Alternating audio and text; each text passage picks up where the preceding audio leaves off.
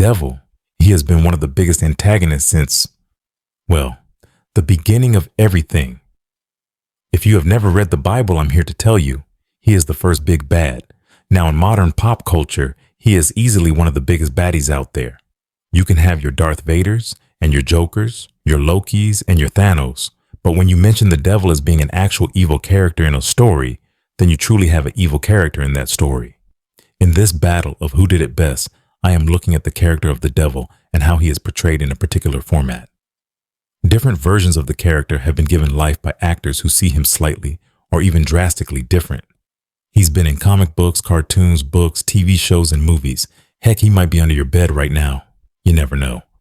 In the movie End of Days, Arnold Schwarzenegger's character Jericho battles Gabriel Byrne's devil, simply called the Man. This was a sinister version of the devil, but I was never really fearful for the characters fighting against him. His main thing was he wanted a night filled with Barry White music, a bottle of cheap liquor, and a hot date with a woman named Christine. Now, one of my all-time favorite movies, The Prince of Darkness, shows the devil in a different light. Well, they don't actually show the devil at all. Let me correct that. They did show his hand. And at this time in the theater, that was pretty scary. Some priests and scientists get together to investigate a strange ooze in an unexplainable container. They're also trying to decipher a book of odd writings. When they discover what's happening, it is of course too late. The son of Satan is in the container, turned into a liquid apparently by the Son of God, the one and only Jesus Christ. But eventually the case fails to hold him and he escapes. Once loosed, he releases Satan. And then there is hell on earth.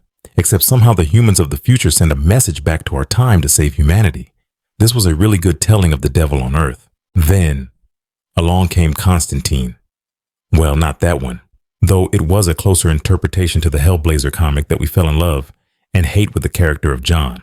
Keanu did a good job, except of course John is a Brit with a thick British accent, and Keanu sounds like a surfer, so that was a bit of a distraction from anyone who read the books.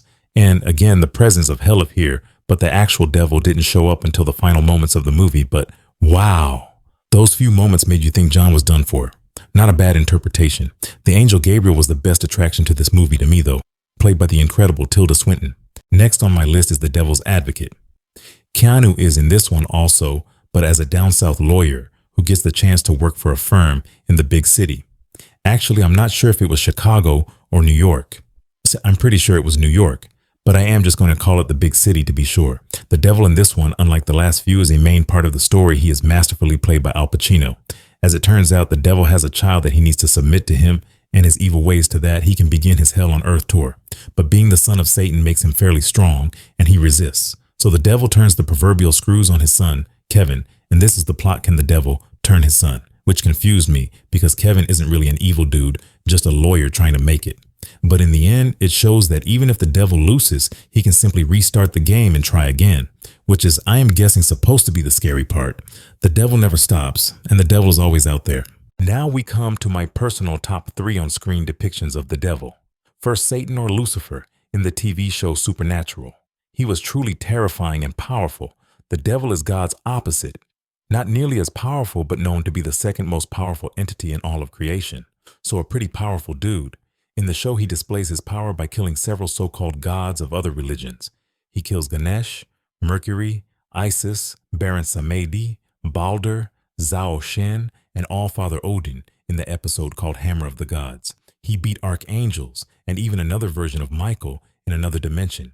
He traps death, as in the death, the embodiment of death, and for a short time becomes the Lord of Heaven. He walks into people's dreams and nightmares, and he hands a ton of people their expiration date. He is truly a full-on terror. Now we move to Angel Heart. In my opinion, one of the best written stories of the devil ever. Mickey Rourke plays Harry Angel, if you can believe the name, who makes a deal with the devil, played by the one and only Robert De Niro. The devil uses the name Louis Cypher. Great writing. And the third big star and major character in the story is Lisa Bonet, who plays Epiphany. Basically, Harry makes a deal with the devil and then tries to back out of it. He tries to trick the trickster, and then gets amnesia and forgets who he is. He starts his life over with a new name and new career as a detective. Then the devil, just being devilish, hires Harry to find Johnny Favorite, who happens to be Harry's name before the amnesia hit him, so he spends the movie hunting for himself. I have to say I enjoyed it. The devil isn't a large horned demon with a forked tail, but he is seen as a businessman who likes to eat boiled eggs, and as he suggested in the movie, the eggs are souls. There are a ton of subtle things happening in the movie that suggest what is actually happening in the movie. It says a great watch and a good portrayal of Satan. Tom Cruise is a great action star today, but in 1985 he starred in the movie Legend. And for me, this was when he really took off. Sure, he had Risky Business, Taps, and The Outsiders before this movie, but I was a young guy into sword and sorcery, action, and the occasional Eddie Murphy or Richard Pryor comedy, and this one stuck out. Because Conan the Barbarian had already hit theaters, but he fought a human magic user and some muscle-bound dudes with swords. Jack, the lead protagonist of Legend, was going to fight the devil himself. Now, that caught my attention. So Jack meets and falls in love with a woman named Lily. He wants to prove his love to her. She wasn't worth the effort, really, if you ask me. First, she throws her ring in the lake. Of course, Jack jumps in after it. Just like the story Clarence tells Alabama in the movie True Romance. A woman's ring is tossed into the ocean and a man dives in to get it. Romantic? True enough, but also stupid. Secondly, she touches the unicorn that Jack shows her. This land has one rule. One rule. Never ever touch a unicorn. And third, she agrees to marry the darkness. This story's named for the devil, or perhaps the son of the devil. They hint at both. This version of the devil is played by Tim Curry. I wouldn't put him in the same category as an Al Pacino or a Robert De Niro, but this dude was built for this role.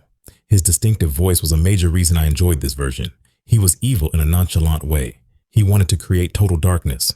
I'm not 100% sure why, but I guess it would suck no matter why he wanted to do it. And when he fights Jack at the end, I remember his words to this day. What have we here? A little boy. As a kid, that scared me for weeks, but these are my favorite live action portrayals of the devil, Satan, or Lucifer. What do you think? Do you agree with this list, or do you have your own? Who would be on it? Let's talk about it in the comments. And as always, like, share, and subscribe. Popcorn passport. Get your popcorn passport.